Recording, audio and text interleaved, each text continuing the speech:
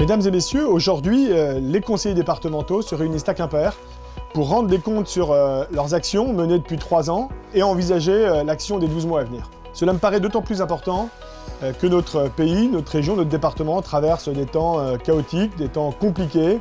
Nous avons traversé des crises budgétaires par le passé, nous en connaîtrons d'autres à l'avenir. Et il ne faut surtout pas que nous transmettions nos difficultés aux Finistériens, il faut les régler nous-mêmes. Il ne faut surtout pas que nous arrêtions d'investir, au contraire, il faut donner du travail aux entreprises finistériennes. Nous continuerons à améliorer les politiques départementales dans le champ d'action sociale, pour le handicap, dans le champ du RSA, pour construire une politique sociale fondée sur le travail, fondée sur l'emploi, dans le champ de l'économie, pour défendre l'agriculture et la pêche qui traverse toujours une crise économique extraordinairement grave, qui menace dans le Finistère plusieurs milliers d'emplois. Dans le champ du cadre de vie, pour répondre à la crise du logement, à la crise environnementale. Voilà notre feuille de route pour cette 4e année du mandat.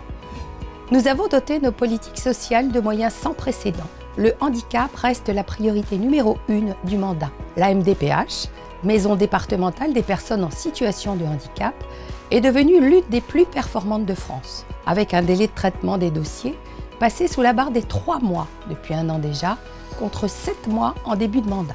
Nous intensifions l'insertion des allocataires du RSA par le travail, en les accompagnant toujours plus dans la recherche d'emploi, avec par exemple l'expérimentation des 15 heures hebdomadaires consacrées à une activité. Nous investissons massivement pour augmenter le nombre de places dédiées à la protection de l'enfance et surtout pour qu'elles soient adaptées au profil des enfants. En ce qui concerne la culture, nous avons maintenu l'effort budgétaire pour une culture exigeante et accessible à tous. Nous restons aussi fortement impliqués dans la valorisation de notre patrimoine local, en soutenant notamment la promotion de la langue bretonne et l'inscription à l'UNESCO des enclos paroissiaux. Grâce au Pacte Finistère 2030, le département est le premier partenaire des communes. Aujourd'hui, plus aucune n'est exclue d'une aide. Notre action, c'est plus d'équité, plus de cohérence, plus de transparence et plus de moyens au territoire. Les élus locaux seront également étroitement associés tout au long de l'année 2024 à l'élaboration et à la mise en œuvre d'un plan santé que nous adopterons avant la fin de l'année. Nous le voulons très concret avec des solutions efficaces portées par le département. Le département est aux côtés des secteurs clés de notre économie, comme l'agriculture et la pêche, qui constituent une filière d'avenir.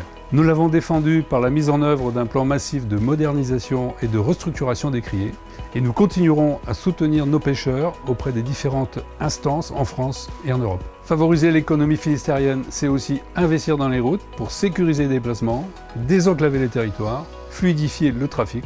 Nos efforts portent autant sur la modernisation du réseau qui en avait grand besoin que sur la mise en œuvre de nouveaux projets.